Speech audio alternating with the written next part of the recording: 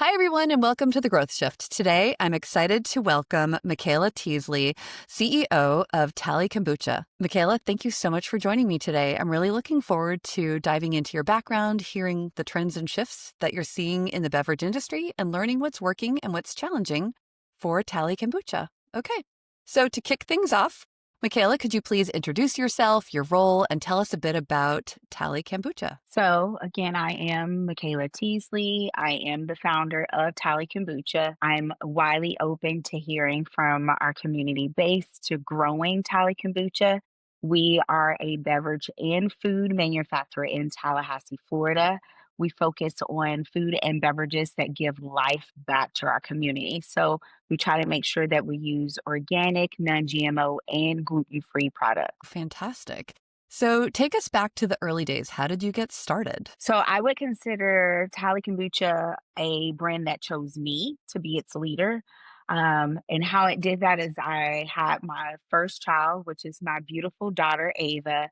And during that process, I got pumped with a lot of antibiotics. And after giving birth, I couldn't enjoy my Mexican food. And that's when I knew everything was going downhill from there. And they told me, oh, this is gastritis. You'll be okay. And then something in my gut, I knew what they said wasn't true. So I went back home. I tried some of my mom's homemade kombucha. And from there, I knew this was something that needed to be with me and my family, but also with my community later on.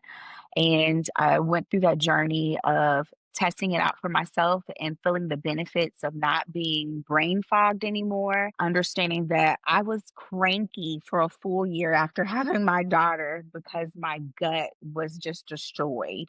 And then being able to feel my stomach not look so pregnant anymore. That I think that was a benefit that I truly enjoyed. And I knew that other moms would be able to enjoy to understand, like, hey, not all doctors are there to be your friend afterwards. So I wanted to take something that benefited me and be able to share it. Fantastic. So now you've developed this kombucha, and then what?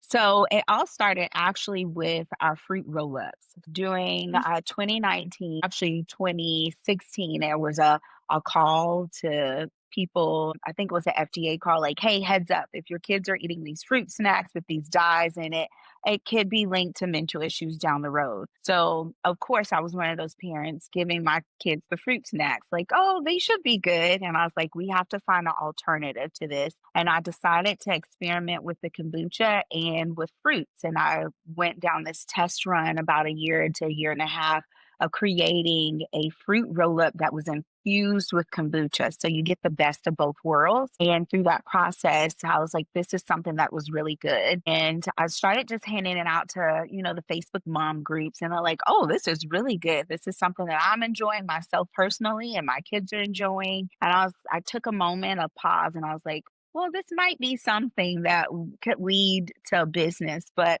I was like, this has to prove itself a little bit more. I just don't want to be a one hit wonder when it came to business. So I started to sell the scobies, which are the things that help make the kombucha on Craigslist. That was when Craigslist was very popular back then. And I was also giving them away also on Craigslist. And people were just in the community were saying, you don't understand how beautiful this is. It's tremendously changed my life. I can be able to live my life better with the energy that this is giving me. And I took a moment and I was like, you know what? This might be a business. So I went on ahead, made social media feeds for it. And I was like, well, if it's meant to be, it'll be. And I started making small little posts of this is what a SCOBY looks like and giving out a little information from probably like a month later, a local restaurant contacted us and like, hey, we would love to carry your kombucha. And I was like, well, let me not say no to this, but let me figure out how to make this happen. And with my can do attitude, I took it from there and I ran with it to figure out what exactly would be required from me on a state level and a federal level to even consider making a kombucha company here in Tallahassee. That's amazing. So then what happened? So after a year and a half of working with our federal government down here, I actually had to teach in Tallahassee our local regulators of what is kombucha, and then actually had to link them up with regulators in South Florida because they're big brands down there already and they're already regulated. So they had to learn from them of how to properly regulate us. And that was one of the major challenges of teaching them how to regulate me and then being able to follow the regulations at the same time and them trying to still learn, like trying to put us in a code of the alcohol business. I was like, wait, we're not into that sector. We don't want to be in that sector, but teaching them how to navigate and learn at the same time. And finally getting into our local farmers market and proving to our local farmers market that this is a live organism. This isn't something that we're making soda pop. So we should be accepted into our local farmers market because this is something that is growing locally here in Tallahassee and it's being impacted by their environment around. So please accept us. So from there, we slowly grew into the farmers market, a well known farmers market in Tallahassee. And our community started to understand and accept, but also we educated them along the way of what made us different from what they got in the grocery store. And through what I've experienced through the grocery store is not all kombuchas are made the same, and not all kombuchas are here to help people who suffer with gut issues. So I wanted to make sure Tally Kombucha was a kombucha company that was made for people who truly had gut issues to help aid in the healing process of their gut and get them back to full standards of being able to even enjoy regular food. So through that process, we gained more home-based community down here, and I would consider them real neighbors of ours, and that's what we call our customers, are our neighbors, because we're truly here to care about our neighbors locally and even far away. Customers seem very out of base with me, and I want people to understand that we are here to truly care for them. And what other way by calling them a neighbor? I love that. Well, let's talk about what's happening in the food and beverage industry right now. What trends are you noticing and how are those influencing the way you connect with your customers? So the trends that I'm noticing, so we have big major brands being bought out by PepsiCo and Cola. We have common brands that I won't name them, but they're entering into the health and wellness, but also beverage industry as well. And I'm noticing that a lot of people still want to have a beverage or a soda pop. And of course, there's going to be still an increase in the kombucha industry, and we're aimed to go to a $9 billion industry by 2030. So the growth for my industry is Wait, say still that there. again? A $9 billion industry by 2030. And it's just 2025 and we're about to enter into 2026. So for Tally Kombucha, we don't want a major chunk out of the pie of 9 billion. We just want at least like 2 to 3% of it. Just to make sure our community is taken care of. But we've also noticed that with that trend of kombucha, the industry growing, we've also known that the alcoholic or non-alcoholic beverage industry is projected to grow as well. So there are a lot of players trying to enter into the market, but not necessarily there to make a difference in the sense of the health difference of the consumer. So the trend is we're here to grab the consumer's money, but not necessarily take care of the consumer in the end by the ingredients that they use. With on the consumer side, I usually tell people just like be still aware of what you're consuming, regardless if it says natural on it. Turn it around and read the ingredient label on there because the industry is still projected to grow, mainly because our food, the way that we make our food has tremendously changed over the years. So we're introducing a lot of GMO products and hybrid products that our bodies cannot understand in a way where it can market as something dangerous. So a lot of people in America, we're going to continue to develop a lot of cancers, a lot of memory issues, and we're going to continue to decline. So the health and market industry is going to continue to increase because of the demands that are going to be there along the way. Yeah, so in a crowded market, how do you differentiate yourself to stand out? We stand on flavor first in our kombucha, natural carbonation, and higher in antioxidants. So we want to make sure what you get in the bottle, if it says it's supposed to taste like strawberry basil, that's exactly what you get. in comparison to other kombucha brands that are out there. We keep a natural carbonation level because if you suffer with gut issues, we don't want to irritate it. And we want to make sure that you're making the switch to kombucha for it to be in a way to really ease yourself into a natural and health conscious way. And then we also make sure that we use a triad of teas. So we use black, green, and white teas to take care of the bacteria that's feeding you, but also take care of the human that's consuming it. So we know that everybody's under stress, whether it's good stress or bad stress. We want to make sure that your stress levels are taken care of so you can properly enjoy our product and absorb the nutrients that you're also inputting in your body. What's something that's working really well right now in your business that you'd like to build on? Um, So for me, I have a background in marketing and HR. So for me, it's really taking care of the customer and actually listening. So that is something that we continue to get feedback on. I train all our Bucha babes. That's what we call our employees or Bucha babes for them to actively listen. Like just don't try to just shove a product in someone's face, but actively listen to what they're saying and what they're not saying to you because people will talk around you. So listen to what they're saying to their family members or friends, but then also their body language because that tells a whole nother story. So we have a tasting room. So we craft our beverages on tap by listening to our customers. So people are amazed when like, oh my gosh, I didn't think you heard that I wanted to try these additional flavors or these fruits, or I didn't realize that you were listening to us. I'm like, yeah, that's what we're here for. We're here to listen and take care of you. So, actively listening to our customers, taking in their advice, and growing with them in their needs that they have. Yeah, it sounds like you're really customer focused. Yep. Can you share a success story or milestone that you're particularly proud of? I just got back from a big major corporate event with a major bank in the US.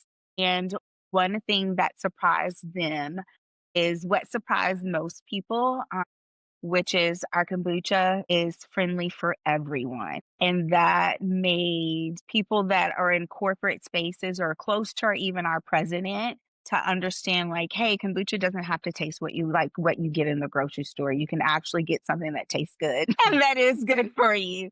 So that is a major win for us to even have those connections and to be able to touch people or our community in different areas around America. So we're going to continue to build on that and make sure that people understand that Tally Kombucha is here to serve you regardless of where you are. So you have a big distribution across the country. How does that work? So we do have a website where our customers from wherever in the US can be able to order from. And then we also have our brick and mortar store. And then we also reach our community by going out to different events around the Southeast region. So that is how we are able to touch people in many different places. Now, when it comes to distribution, where we go to retailers, we are solely only in the Florida area right now, and we do our own self distribution. When it comes to being able to distribute across the border lines, we do that just through shipment to our customers. Would we be open to working with other distribution people? Yes, but the numbers have to be right. And what we've noticed is that for quality control and hearing scare stories from different different products that's been out there and beverage companies where distributors may get a lot of your product and some gets lost in the shipment process. So we want to make sure that we streamline it as much as possible currently so we can cut back on loss. Sure, sure. So every business faces challenges. What have Yeah. been some of your biggest growth roadblocks recently? Yeah, our one of our roadblocks has been there for a year and it's ongoing, which is finding another facility. So we've outgrown the space that we're in now. We've learned how to operate very efficiently with the space that we have, but finding a space that we can potentially not just be in, but grow and be able to stay there for a projected 3 to 5 years with extra space so we can grow into. That is something that I have learned by listening to other beverage companies is right when you get into space. Within that 1 to 2 year span, you're going to be out of that space as quick as possible. So, making sure that we have space for growth is what I'm always looking for. So, I would love to stay in Tallahassee, but finding a space in Tallahassee that meets that demand is very, very tricky right now. So besides the kombucha and the fruit snacks, what are your other top products? So we also, during the COVID time, we noticed that we had to make a pivot, a true pivot, because one of our retailers were being hit very bad. So we also we have an online market that we supply, which is Red Hills Online Market. And they source, and we also work with those farmers as well to source most of our products that are our ingredients, so we can be able to feed our consumers locally with local grown products. So we saw a spike in that area. So we noticed that we had to pivot with how we sold, but then we also pivoted because we noticed that we had additional loose leaf teas. So we started to craft organic lemonades and teas. And then we also crafted fresh pressed juice infused with our kombucha. So we did that because we wanted to give people the best of both worlds. You get a prebiotic and a probiotic and fiber from the fruits. So you keep your sugar levels stabilized, you get fiber that you need, you get your fruits and vegetables, and you get kombucha. So it stays alive longer in your gut. So you stay alive longer for your community. So we paved a way to be able to saturate different areas where we've noticed there was a deficit in organic and natural made products, but still keep the integrity of making it taste good and good for the body. And then we also have vegan and gluten free granola because I suffered from not finding gluten free granola out on the product shelf that didn't have rice fillers in it. And I cannot stand when granola has fillers in it. Just give me the granola. So we've also crafted granola that still is flavor first, still natural for the body, and still good, clean ingredients. I love that. What's the long-term vision looking ahead? Where do you want your business to be in the next 6 to 12 months? So 6 to 12 months, I want us to at least be able to target another city that has shown very strong interest in us, which is Jacksonville. We've already placed a good amount of our products in Pensacola, so we want to go towards Jacksonville. We Okay. are also looking at saturating Orlando as well. So we want to make sure that we really do a good job of planting our roots in Florida and then being able to move it up to Georgia and Alabama for long term. We want to be able to take over the Southeast region. I love that. So, if you're looking back, what is one key lesson you've learned on your journey? Something you wish you had known earlier? Something, yes. So I have learned from previous founders like Coca-Cola, Pepsi, and really dove into the History Channel. They do a really good job of the food that built America. And you should plan to be big before you even start your company. So Oh, make sure that you go for the space that you automatically know you need. Make sure you have your salespeople on deck before you even hit the ground running because those are you need your key players in place automatically so your business can be successful. So play for a win and not play for a maybe win. And that's something I would tell most people. If you know that you're called to do that, just hit the ground running and hit it with your key players and run fast. that is great advice. This has been such an insightful conversation. Thank you so much for joining me today, Michaela. Before we wrap up, where can our listeners find you online or learn more about Tally Kombucha? So we also keep that simple for people to find us. Type in Tally Kombucha on any platform on Instagram, LinkedIn, Facebook, and even tallykombucha.com, and you'll find us there. We try to keep it simple like we keep our ingredients. Michaela, thanks again for being here and sharing your story. I really enjoyed hearing your insights. And thank you for tuning into The Growth Shift.